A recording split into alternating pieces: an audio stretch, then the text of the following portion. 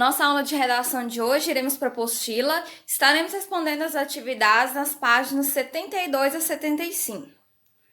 Nós vamos começar na página 72, vendo a linguagem da poesia.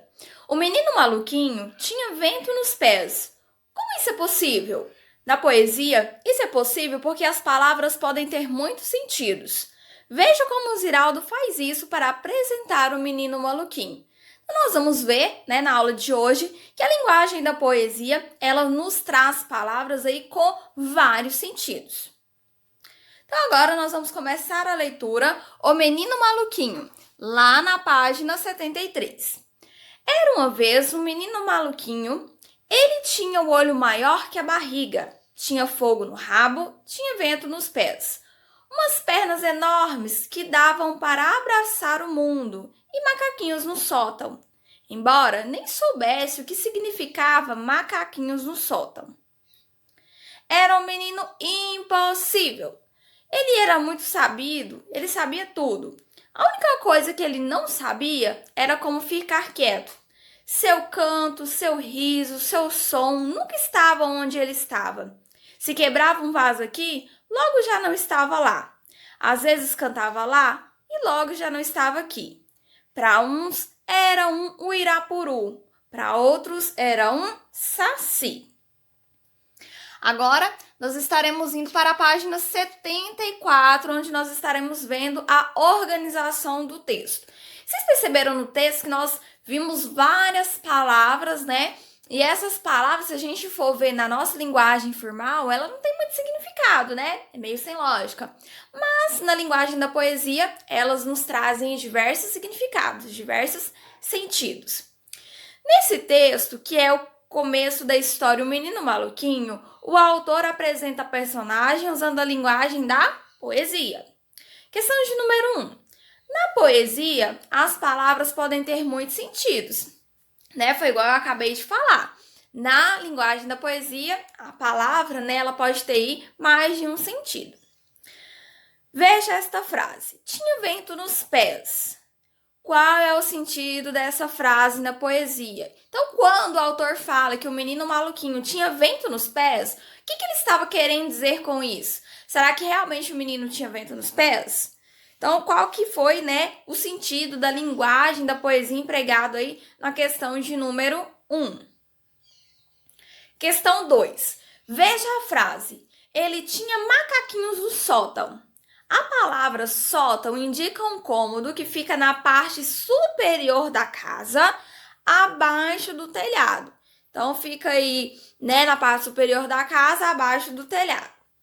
Questão de letra A. Essa palavra foi empregada com esse sentido no texto? Então, a palavra sótão está realmente significando, se referindo à parte desse cômodo da casa? Letra B. O que pode sugerir sótão na poesia? Lá na poesia, utilizando aí a linguagem da poesia. O que sótão pode significar? Você vai estar escrevendo qual que pode ser o sentido, o que sótão pode estar sugerindo, a palavra sótão.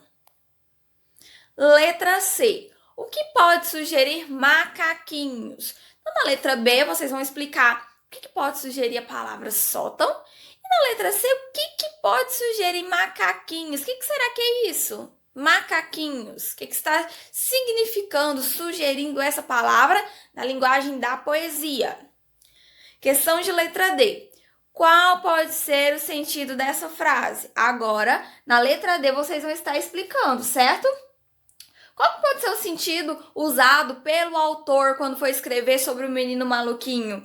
Ele tinha macaquinhos no sótão. O que quis dizer? Qual que seria o sentido dessa frase? Agora nós estaremos indo, certo? Para a página 75, questão de número 3. Leia estes trechos da poesia. Seu canto, seu riso, seu som nunca estavam onde ele estava. Se quebrava um vaso aqui, logo já não estava lá. Então, aqui vem a pergunta, Qual das frases abaixo comunica a mesma informação dos trechos acima? Então, qual dessas frases aqui, comunica, tem um sentido, traz aí a explicação de seu canto, seu riso, seu som, nunca estava onde ele estava. Se quebrava um vaso aqui, logo já não estava lá. Então, isso aí, né? A gente pode dizer que ele tinha o olho maior que a barriga? Será que essa frase está se referindo a esses trechos da poesia? Tinha vento nos pés? Ou ele era muito sabido? Então, de acordo com os trechos da poesia, nós vamos marcar X na frase que diz respeito a esses trechos, certo? Questão de número 4. Releia a última estrofe da poesia.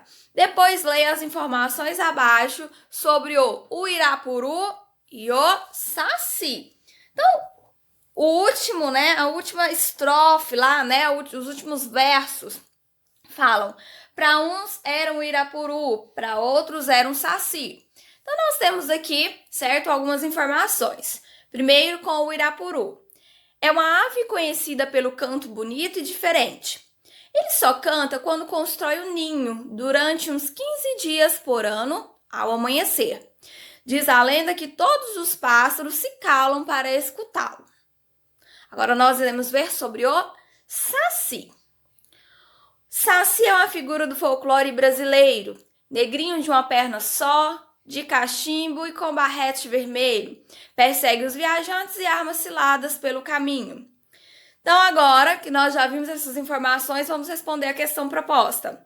Explica o que o autor quis dizer ao escrever que o menino maluquinho, para uns era um Irapuru e para outros um Saci. Então, vocês vão pensar e responder o que o autor quis dizer quando se referiu ao menino maluquinho, né? Que para uns era o Irapuru e para outros era o Saci. Lembrando que durante todas essas atividades, todas essas questões, estaremos usando aí a linguagem da poesia, sendo que essas palavras, né, podem nos dar aí diversos significados.